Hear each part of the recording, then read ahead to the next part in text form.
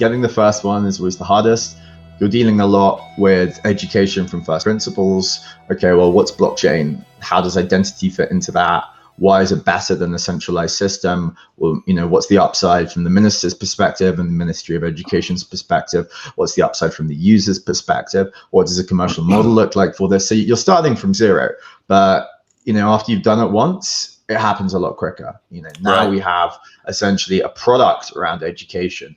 We've got the sales collateral around it. We can show demos. Very soon we're going to be implementing this live in Ethiopia, which also means we can have people fly in and actually look at it and see it on the ground. So that presumably shortens your sales cycle. Seeing is believing. So if people can come and see millions of users getting it from this, then that's going to bring more credibility than any amount of PowerPoint decks or Excel spreadsheets. Off the back of this announcement, we're seeing very strong interest for similar products all across the continent and actually beyond.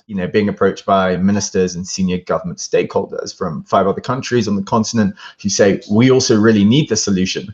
It sort of validates that, no, you're not crazy, that there is a real need for this kind of thing, that adds a lot of value to the countries that we're talking about. Because we're building a platform and we want private sector, we want companies to start building on our technology and developing solutions. So the kind of deals that I look at are typically a minimum of 1 million users, which means that currently at the space, I'm looking at a lot of government engagements as well as large private sector companies.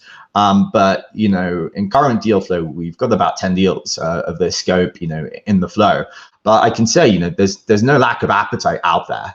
People are interested in the solutions we're building. They see the value for themselves and for their countries. So it's really about us sort of scaling up to meet that demand. Lots of strong demand of deals at, plus 1 million users. And I expect that to accelerate and not decelerate as we continue to progress down our engineering roadmap.